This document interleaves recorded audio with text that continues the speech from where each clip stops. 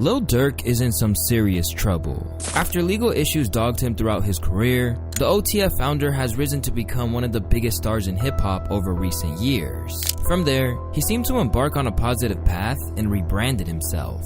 But it now appears like he couldn't escape the streets of Chicago like he hoped, and the pressure to prove that he was really about that life might have caught up with him in the end. Because now, he's looking at a serious case which could bring his empire crumbling down forever. It's your boy Louaista, and this is Lil Durk's road to a life sentence. In recent years, it seemed like Lil Durk had really turned a corner in his personal and professional life. Once the voice of the trenches, Durk had shifted from Chicago drill to make radio-friendly tracks with the likes of J. Cole, Drake, and even country star Morgan Wallen. On the personal side, his days of putting on for Lamron or repping the BDs seemed to be long gone. Instead, Durk wanted to be the model citizen who focused on music. Recently, he took a huge step towards that when he got himself a clean record dating all the way back to 2011 when he first had legal trouble. Everybody should get a second chance at life. It's about what you do with it, alhamdulillah. My background wiped and cleaned all of my cases. I ain't a felon no more. Who would have thought? I want to thank everyone who helped push my vision forward. Thank you from the bottom of my heart, #The Voice. Along the way, he launched his Neighborhood Heroes nonprofit organization in 2020, pledging to stop the bloodshed in Chicago once and for all, even though he knew it was a tall order. You know, that's the number one goal. Thanks. I mean, that's the number one goal to stop it, but the number one priority for like us in the streets and like politician wise is to stop the violence, slow it down much as possible. And it start with everybody like just coming together. But like I say, it's hard because you probably got him over here thinking he that, but his young niggas don't even respect him. So even if he be like, come on, let's come together, they looking at his ass like, the fuck on. What do you think? As Durk continued to mature, he got increasingly open about his own issues. Earlier this year, he revealed that he was just back from rehab in an effort to not only cure his addiction to Xanax and codeine, but also to become an example for those who looked up to him. I want to embrace it, you know what I'm saying, because it helped me a lot. So I want people to not run from it or be shy from it. It was tough at first, but it ain't that tough because I really knew what I wanted. You know what I'm saying? I knew what was holding me back. I wanted better. You know what I'm saying? I want to be a better man, a better father, a better leader, thinking clearer. You know what I'm saying? And see, my main goal is just peace. You know what I'm saying? Being with the family and staying out of bullshit, you know what I'm saying? Planning on building a rehab center in Chicago for others like him, he also saved the life of his friend OTF Duty by paying $100,000 for his own rehab stint. Now a Grammy-nominated artist who has converted to Islam, Durk informed the world that this meant he couldn't be affiliated with anything illegal. I don't gangbang, I'm a Muslim. Basically, what I was saying on my post, in so many words, you can't do both. I'ma be the one who says it. So if you follow me as a brother, a friend, an icon, follow me to my new chapter of life. He added, when I make music, I rap what I've seen and been through. I'm not telling you to do it. There's a huge difference. The music won't change, but my life goals will. Despite the fact that he has spent time behind bars for firearm offenses and beat an attempted murder case with his late friend King Von in 2019, Durk had rehabilitated his image to the point that Aiden Ross wondered if he would ever see the inside of the pen. Yo, Durk, I'm reacting to the new song, bro. It's really good. You like it? Really, really good, bro. I have a question though. Yeah. In the video, I see a bunch of mug shots. Is that you? Yeah, all my mug shots like in my past. You been in jail? They ain't a good thing. Nah, yeah. Like how many times though, bro? How many mug shots up there? Yeah, nah, bro. I love the song though, bro. I'm really happy you dropped this. It's very good. I'm gonna add it to my music for sure. With successful albums that were certified gold and platinum, Durk was looking to carry on that momentum with the release of a new album entitled Deep Thoughts in November. From his early mixtapes declaring I'm a hitter to leading a foundation that's made a real impact on his community, Durk has come a very long way. His transformation was recognized in a big way, earning him not one, but two separate keys to his city. But it seems like Durk in front of the cameras and the man behind the scenes were two different things. Because it appears that even though he said he wasn't in the trenches anymore, he might have still been pulling the strings. As a result, Durk's attempt to change how the world saw him only increased the shock when the news broke that he had been snatched up on some seriously heavy charges. Coming off his first Grammy win earlier this year, Chicago-bred rapper Lil Durk is now facing charges in connection to a murder-for-hire plot. Following the arrest of 4 OTF members in connection to the death of Savie Robinson, better known as Lil Pab, rumors began to spread that the net was closing in on the people at the top of Durkio's organization. But it was still hard to believe that it was actually going to be the Grammy award-winning artist himself who would be next to find himself in handcuffs. Bro, Chad. Durk has been locked up in Broward County Jail. He's there right now. This is this. Yes, Broward. He's in Florida. I got the whole thing on. Look on my stream. I got it. Oh my God, bro. Oh. Taken in on a federal indictment, they claim that OTF members engage in violence, including murder and assault, at the direction of Durk and to maintain their status in OTF. As for the murder for the higher charges specifically, they reported that Durk said he would, quote, pay a bounty for the murder of Quando Rondo, which is OTF's longtime enemy whose crew killed King Von after an altercation outside of a hookah lounge in Atlanta. From there, a plot came together with Durk allegedly telling his association via text message, don't book no flights under no names involved with me. The accused OTF members such as OTF Didi, Vonnie, and 072 Boogie headed to California to meet Keon Grant, which is a high-ranking member of the crew. Intent on catching up to Quando and his crew, they tailed them throughout the day until they reached the fateful gas station where they would spring their attack. While Quando escaped unharmed, Lil Pop was left dead at the scene, while the famed rapper cried out in pain over his fallen friend.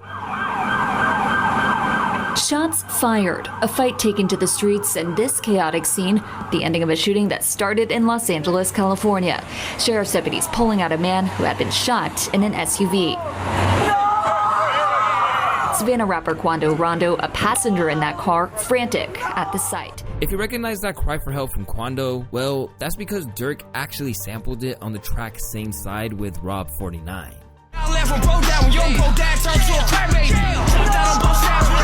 From there, the assassins headed to In-N-Out to discuss money before heading back to Chicago. With the alleged killers behind bars, Durk realized that the net was closing in and was reportedly trying to book flights to Dubai and Switzerland out of Florida, but was apprehended before he could board them. With the flights purchased by OTF associated credit cards, it was alleged that an informant's recordings played key roles in linking banks to the murder for hire plan, including Durk supposedly offering music industry opportunities and cash rewards in exchange for the killing of Quando Rondo. For a lot of people, the news that Durk had got himself jammed up in a case like this after apparently turning a new life would be hard to comprehend. But if you've really been paying attention, then you would know that Durk has left a few little breadcrumbs hinting at his involvement in something like this. Ever since the passing of his close friend and leading OTF signee, Durk has been told by Chiracology Redditors who've likely never even held a gun that he had to quote-unquote slide for Von. This is an issue I covered at length in an entire video which explained exactly why he shouldn't be getting involved in revenge plots. Ever since then, the hip-hop world has been debating over the whole thing, generally telling Durk that he needs to stay out of it and just focus on the bag. Literally, what could Durk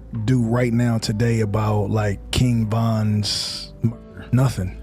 Except slide for him positively. Crash out? Should Lil Durk grab his Draco and just go, I don't know, shoot some niggas up that he felt like are responsible or had anything to do with, with Von's death? Should he go do that today? But while Quando Rondo remains alive and well, it seemed like Durk may have been more rattled by the comments than he acted, and set out a plan to get his revenge. At times, even openly alluding to the death of Lil Pop in a way that prosecutors are likely to construe as him taking responsibility for the killing. During an interview with DJ Academics, Lil Durk spoke out about the endless calls for him to avenge his fallen friend, and claimed that things had eased off for some reason. For some reason, I just don't see them comments no more. For some odd reason. I don't know. Might be the water. They kind of chilled out a little bit. I wonder why. We here though. We different in Iraq. I feel like you're speaking in parables. I'm trying to like decode it a little bit. This was around the time that he popped up on Nardo Wick's Who Want the Smoke, where he spit, "They be on my page saying slide for Von, I know they trolling me. Outside with y'all big homie, Beyond, I keep them folks with me. Got it back in blood, y'all just don't know. That's how it's supposed to be. Shh." Later on in that same track, he seemed to explicitly refer to Lil Pop's death when he said, "Better do what Nardo said, cause people die for pumping gas." That one might not go over well in court. Also, there's the incriminating comments from one of Durk's LA associates, Brick Baby. In a recent interview, the rapper who's been spotted in the studio with Durk essentially seemed to dry snitch, stirring up even more controversy. Slide for Von, right? Yeah. They say you can't say that no more. Why? Oh, yeah, because of... Wait, no. Like, They who died? say you can't say that no more. Oh, because of FVG Cash? Or who?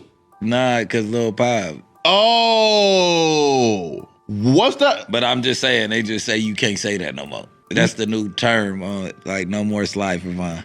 Because of Lil Pop. Now, after that... Looking back, this was a direct violation of how Durk liked to conduct his business. Because if he was more driven by clout, he would have been all over the internet mocking Quando. Instead, he kept it in the strange blurred lines between reality and fiction that hip-hop represents, where artistic expression and confession are hard to really define. The goal is not to go to jail, so y'all will never see me do tough shit on here to look street. I am the streets. As Lil Pop's death entered the rearview mirror and his family tried to pick up the pieces like Von's before him, Durk continued to publicly renounce the street life. I'm going to start by getting the city together, he told Rolling Stone at the time, to do my part to slow down the violence. Even if you do 99% of shit right, you still got 1% of the demons with you. You get angry fast, and one reply can fuck up $8 billion. That's why I'm not saying names no more in my music. I ain't speaking on the dead no more. None of that. I'm not chasing death no more. I'm chasing $8 billion. I want our kids to grow up safe and sound, to be able to have fun, to have a real life.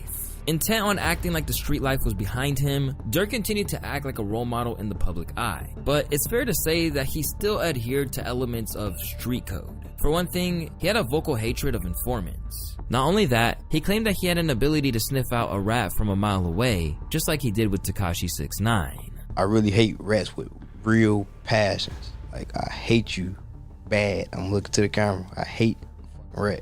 But it turns out his senses weren't as attuned as he thought. As a result, it appears he might wind up fulfilling the prophecy he delivered on Redman. They ask me where I'ma be in 10 years, shit, I say the feds. Despite Durk claiming that he could still smell a snitch a mile away, the truth was that he appears to have had a few in his camp, and now it came back to bite him. Lil Durk been picked up by the feds. I don't know if he been charged with nothing. Probably questioning and putting OTF in a lot of things. But I heard somebody named OTF Jam, they said they been calling him a rat. And basically he said, okay, I'm a rat. Well, watch this. Watch this. That all this information that I know.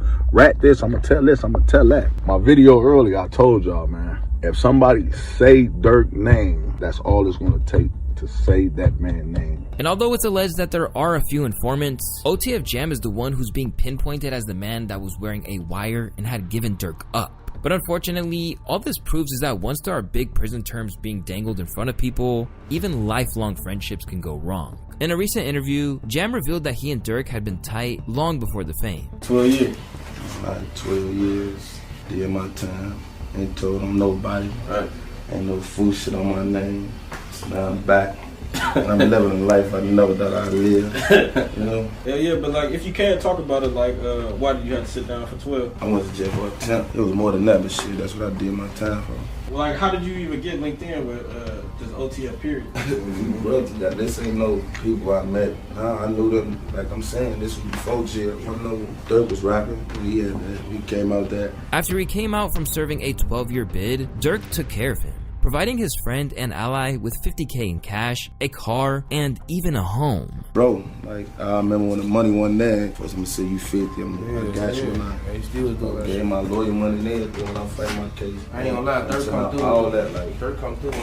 That's sure. I don't give no fuck nobody say, like, I know, I'm a real witness. Like, a lot of niggas can't say anything. Ain't gonna lie, my whole time in jail, I was straight. To really rub salt in the wounds, there is also footage of Durk actively praising Jam while he probably had a wire tucked in his shirt. Just like that, OTF Jam has single-handedly proven that when it comes down to it, there are no friends in the street. And according to OTF Twin, Jam was not the only one who was integral to bringing Durk down. And unfortunately, this is another case where Durk saw it coming in his music. On the track Federal Nightmares where he rapped, "Delete my iCloud if they really on me though. When trial come, it ain't on your phone. It be your homie though. He on the stand with his head down like he don't know me though. It ain't no plot and getting no lawyer if your homie told." Now looking at a life sentence or even the death penalty in Florida, it's easy to look at the betrayals Durk has suffered and think that his friends sold him out. But the sad fact remains that if he was really leading the life of a reformed man that he claimed to be, he wouldn't be in this situation. Despite the fact that the street mentality told him what he should have done, every other instinct and circumstance of his life should have told him not to retaliate. Even King Von's grieving uncle, Range Rover Hang, has said that it was in his hands to break the cycle and leave the street life behind once and for all. As in his opinion, it led not only to the death of King Von, but Durk's late brother, D-Thang too. Rest in peace to D-Thing. If he died, I don't know if he died yet. I'm hearing on the internet, I don't know if he died. Like, but I'm not the type of nigga y'all gotta keep getting mad at. Like, I fuck with Durk. He BD, I'm GD, but I still fuck with him and I fuck with his music, his movement. He making money. I'm not a hater. I love to see what he doing. Shorty up $30-40 million. Like, I love to see that because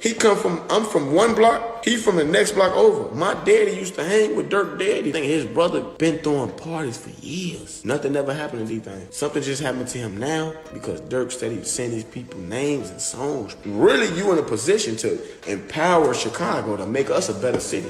You should be like, man, I ain't know none of that no more. The advice didn't just come from inside Chicago either. During an appearance on $1 Million of Game, Wallow openly pleaded with Durk to refrain from doing anything rash to get back at Rondo and his crew. To start, he shared a personal anecdote about his own moral dilemma that threatened to consume him. The living conditions, nigga, you big, that's not you. You're not what the you going through, so just hold on and keep going. Cause I'm telling you, man, I can name 20, 30 niggas and my homies is dead. I'm here though, and I'm gonna say some shit that, like, this is documented. You know, I got a TED talk, I forgave my brother's killer. And I'm saying it to say this. Nigga that killed my brother, my brother died in my grandma's arms. That house that we grew up in. He shot my brother, he ran to the house. He died in Nanny Harms when she opened the door. So I'm telling you, this some real shit, man. But rather than heed the warnings of people like Wallow, Durk allegedly decided to tap into his old ways. And because of this, people like Charleston White feel that he made his bed. And if he's not careful, he might die in it. Now your favorite rapper go to jail and look like he got a no bond like me. That boy got a federal note. I bet that nigga asshole done closed up. He got a burp to pass gas. He can't even fart out his ass. I know the feeling. Boy, they get your ass and they put a hole on you. Now look, y'all favorite rapper, what he call himself? The Boy. He got an album coming out. Won't be no album release party. Oh my goodness. Know them boys mad, the money gone. Ooh-wee. In one moment where your emotions override your best intentions, your whole life can change. And unfortunately, it's looking like that might lead Durk to no longer spend his nights in penthouses, but penitentiaries instead. Since his early days, Durk was intent on making it as a rapper. So even when his friends were in the streets, the music remained his focus. What was your prior relationship with Durk though? Like how'd you guys become cool, and how'd you guys become so close? We off the block. He's just like how we is, where we from. We all real close, like, you see what I'm saying? So it's just one of the guys. He just happened to be rapping. He figured out what he do, want to do. Everybody else as a whole, I'm gonna say as a whole, we don't know what we want to do. Well, at the time, I ain't know what I want to do.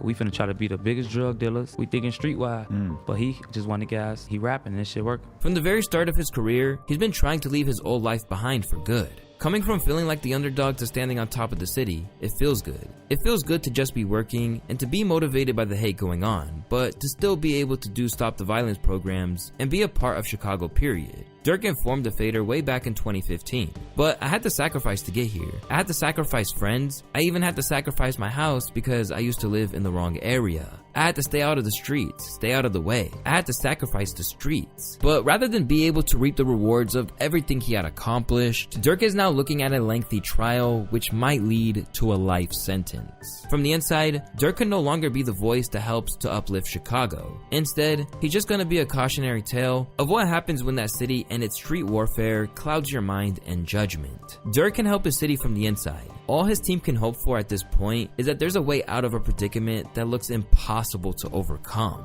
As always, it's your boy Louaista, and I want to thank y'all for watching today's video. We worked really hard to get this out fast enough for you guys, so I hope you appreciate it. If you do, drop a like, hit subscribe, and I'll catch you guys on the next one. Peace.